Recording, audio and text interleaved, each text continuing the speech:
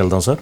కడప స్వాతంత్ర దినోత్సవ వేడుకల్లో అపశృతి అధికారులపై అలిగిన మాధవిరెడ్డి. అపశృతి ఏం కాదు కానీ బట్ కడప ఎమ్మెల్యేగా గెలిచినటువంటి మాధవిరెడ్డి గారు యాక్టివ్ అంటే సూపర్ యాక్టివ్, షార్ప్. శ్రీనివాసరెడ్డి గారు ఏమన్నా కొంచెం సమయం, కొంచెం ఆయన ఆచితూచి అడుగులు వేస్తారు. అంటే రాజకీయాలని చూశారు, మేడం ఏమన్నా చూడలేదు. సరే ఈ సందర్భంగా ఈ నేపథ్యంలో సరే ఈరోజు 15 ఆగస్టు వేడుకలకు సంబంధించి డయాస్ మీద సీటింగ్ చేసి మంత్రి గారి పక్కన శాసనసభ్యులకి కుర్చీ వేయాలి కదా అనేటువంటిది ఒకటి. వాళ్ళు అక్కడ ప్రోటోకాల్ వివాదం, ఆ ప్రోటోకాల్ వివాదంతో సరే అక్కడ వేయలేదు. దాంతో వారు అక్కడ నుంచున్నారు. జేసీ జాయింట్ కలెక్టర్ గారిని పిలిచారు, వారు పోయి రిక్వెస్ట్ చేశారు, కుదరలేదు. తర్వాత కలెక్టర్ గారు వచ్చి రిక్వెస్ట్ చేశారు. ఉంటే ఒకసారి ప్లే చేయండి. రూపొందించబడ్డాయి. అలాగే అనేక లీటర్ల కెపాసిటీ కలిగిన నీటి ట్యాంకులు, ఫోమ్ ట్యాంకు ఇంకా టేబుల్ ఉంటాయి. వీటిల్లో ఇవి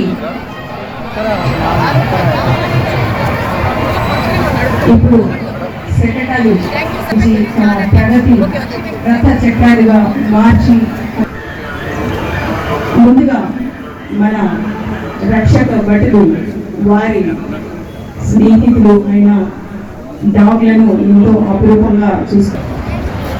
మన 79వ స్వాతంత్ర దినోత్సవ వేడుకలకు ఇచ్చేసిన అప్పుడేమో మాధవిరెడ్డి గారికి అప్పుడు మేయర్ గారు కుర్చీ ఇవ్వలేదు. అది వేరు, అది పొలిటికల్ అంశం, అది న్యాయబద్ధం.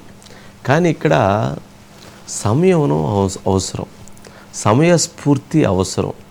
రాజకీయాల్లో ఈ రెండింటినీ బ్యాలెన్స్ చేసుకోవాల్సిన అవసరం మాధవిరెడ్డి గారికి ఉంది.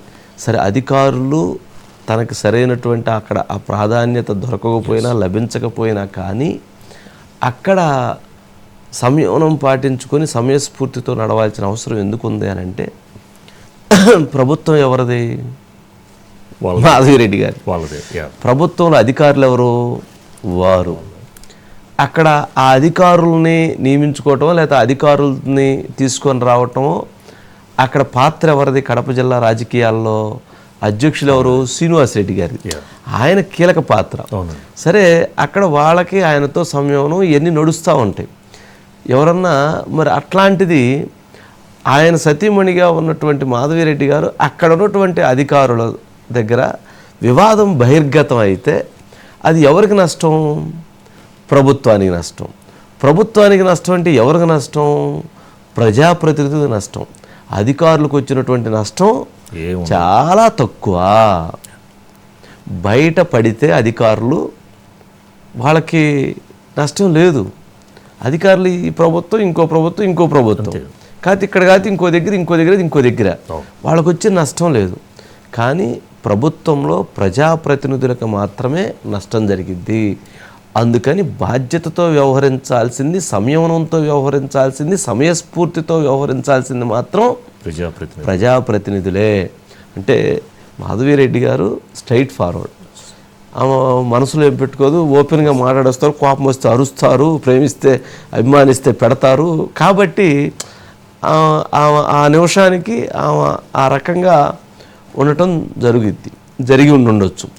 బట్ దాన్ని కొంచెం ఇప్పుడు వివాదంగా, ప్రోటోకాల్ వివాదం కాస్త చర్చనీయాంశం అవుతుంది. కాబట్టి కొంచెం ప్రజల్లో ఉన్నప్పుడు మరింత రాజకీయాల్లో ముందుకు వెళ్ళాలనేటువంటి భావన ఉన్నప్పుడు కొంచెం జాగ్రత్తగా, కొంచెం ఆలోచనాత్మకంగా ఉండాల్సినటువంటి అవసరం ఉందేమో అనేటువంటిది అభిప్రాయం కలుగుతూ ఉంది.